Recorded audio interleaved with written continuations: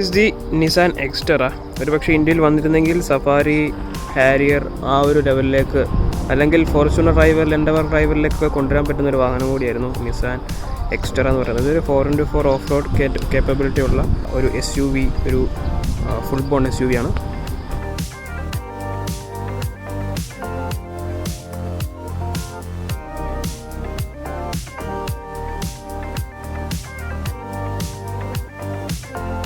ഇനി ഇതിൻ്റെ engine spec നോക്കുകയാണെങ്കിൽ 2.5 ലിറ്റർ 4 സിലിണ്ടർ പെട്രോൾ എഞ്ചിനാണ് കൊടുത്തിരിക്കുന്നത്. 165 HP പവറും 241 Nm ടോർക്കും പ്രൊവൈഡ് ചെയ്യുന്ന ഒരു പവർഫുൾ ആയിട്ടൊരു എഞ്ചിനാണ് കൊടുത്തിരിക്കുന്നത്. ആൻഡ് എല്ലാ വാഹനങ്ങൾക്കും ഇതുപോലെ ഒരു സ്റ്റിക്കർ ഉണ്ടാവും. സോ അതിൽ വാഹനത്തിൻ്റെ മൈലേജ് ഉണ്ടാവും, വാഹനത്തിൻ്റെ മോഡൽ നെയിം ഉണ്ടാവും, മാനുഫാക്ചറിങ് ഇയർ, ലെവൽ നമ്പർ തുടങ്ങിയ കാര്യങ്ങളെല്ലാം തന്നെ കൊടുത്തിട്ടുണ്ടാവും.